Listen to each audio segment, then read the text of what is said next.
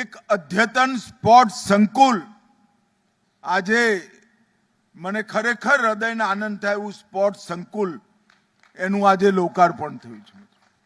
હું ભૂમિપૂજન કરવા આવ્યો ત્યારે હર્ષભાઈને કહ્યું હતું કે ભાઈ કાળજી લઈને સ્પોર્ટ સંકુલ બનાવજો, મારા ગામનું સ્પોર્ટ સંકુલ છે. અને આજે હું ખરેખર ગુજરાત સરકારને હૃદયપૂર્વક ધન્યવાદ આપવા માંગુ છું કે અદ્યતનમાં અદ્યતન સ્પોર્ટ સંકુલ આજે અહીંયા બનાવવામાં આવ્યું છે મિત્રો.